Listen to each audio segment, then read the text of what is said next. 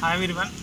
చాలామంది రన్నింగ్ చేసేటప్పుడు బ్రీతింగ్ అనేది చాలా ఇబ్బందికరంగా వాళ్ళకి ఉంటున్నది. కాబట్టి బ్రీతింగ్ ఎట్లా తక్కువ టైంలో మనం దాన్ని ఇంప్రూవ్ చేసుకోవచ్చు అంటే కొన్ని టెక్నిక్స్ ఉంటాయండి.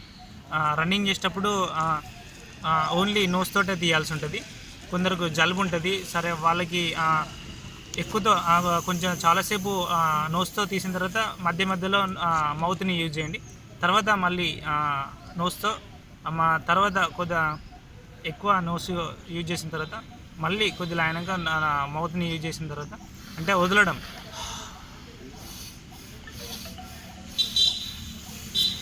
ఈ విధంగా గ్రౌండ్ చేసినట్టు ఒక్కసారి వదలడం అన్నట్టు. సో అప్పుడప్పుడు మధ్య మధ్యలో మౌత్ని యూజ్ చేసుకోండి. ఇంకా ఈ విధంగా మీరు పరిగెడుతున్నప్పుడు ఆ విధంగా పరిగెత్తాల్సి ఉంటుంది. తర్వాత మీరు కూర్చొని వర్కౌట్ చేసేటప్పుడు ఇంకోటి కొన్ని చేయాల్సి ఉంటుంది. ఇప్పుడు చూపెడతాను. కూర్చొని స్లోగా బ్రీత్ ఇన్ లోపలికి కొన్ని నెంబర్స్ని కౌంట్ చేసుకుంటూ పీరవండి. దాదాపు 10 సెకండ్స్. అంటే ఫస్ట్ 1 2 3 4 5 6 7 8 9 10 ఈ విధంగా లెక్క పెట్టుకోండి. హోల్డ్ చేయండి, మళ్ళా సేమ్ రిలీజ్ చేయండి. ఇట్లా బ్రీత్ ఇన్ లోపలికి, హోల్డ్, బ్రీత్ అవుట్. ఇట్లా చేస్తూ ఉంటే తక్కువ టైంలో మనం బ్రీతింగ్ మన లంగ్స్ కెపాసిటీని పెంచుకోవచ్చు. బ్రీతింగ్ అనేది ఈజీగా పోతుంది. 1 2 3 4 5 6 7 8 9 10 పిలుస్తూ ఉండాలి. ఈ కౌంట్ చెప్పుకుంటూ మనం పిలుస్తూ ఉండాలి.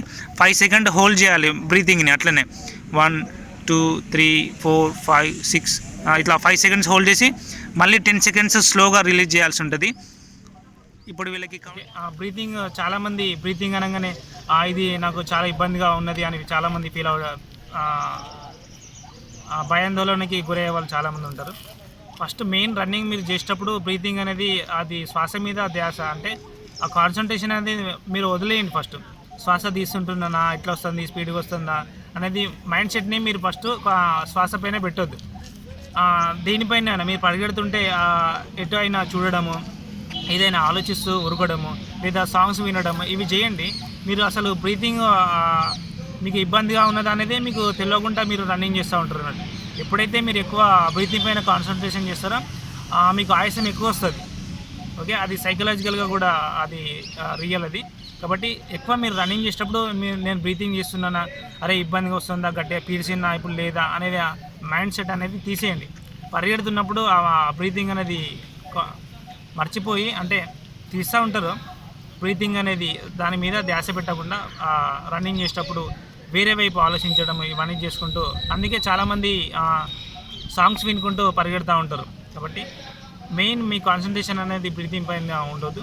మీరు రన్నింగ్ గోల్ పైన గురి పెట్టండి మీ మనసునంతా. ఆ విధంగా మీ కొంతవరకు బ్రీతింగ్ అనేది మీరు ఇబ్బందిని అనేది రిమూవ్ చేయొచ్చు. తర్వాత ఈ యొక్క వర్కౌట్స్ ఈజీగా ఉంటుంది. సో బ్రీతింగ్ రన్నింగ్ చేసి వచ్చిన తర్వాత చాలామందికి ఆయాసంగా ఉంటుంది.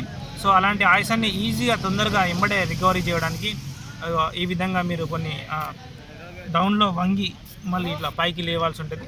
ఇది చేస్తూ ఉంటే ఈజీగా మన లంగ్స్కి ఎక్కువ ఆక్సిజన్ వెళ్ళి మళ్ళీ ఈజీగా మనం బ్లడ్ సర్క్యులేషన్ అంతా జరిగి ఆయాసం అనేది త్వరగా రిమూవ్ అవుతుంది. కాబట్టి రన్నింగ్ చేసేటప్పుడు మెయిన్గా శ్వాస మీద అనేది మీ మైండ్ని తీసేయండి.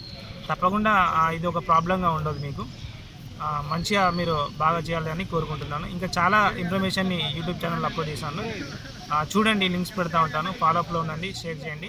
Thank you. మళ్ళీ పైకి ఇట్లా సైడ్ అది. సో ఈ విధంగా చేయాల్సి ఉంటుంది. ఈజీగా మీ యొక్క బ్రీతింగ్ అనేది తొందరగా కంట్రోల్ అవుతుంది.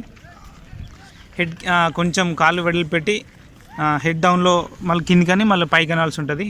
ఈ విధంగా 1 అప్, ఈ విధంగా చేస్తే ఈజీగా బ్రీతింగ్ కంట్రోల్ అవుతుంది.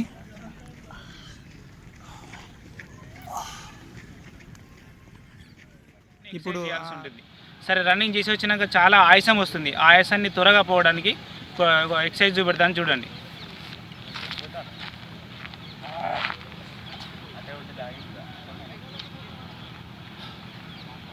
ఇది బ్రీతింగ్ అవుట్ చేయాలి, బ్రీతింగ్ మీరు ఇవ్వాలి. ఇట్లా ఒక 5 టైమ్స్ చేసిందంటే బ్రీతింగ్ అనేది ఆటోమేటిక్గా త్వరగా కంట్రోల్ అవుతుంది. మళ్ళీ ఇది ఇంట్లో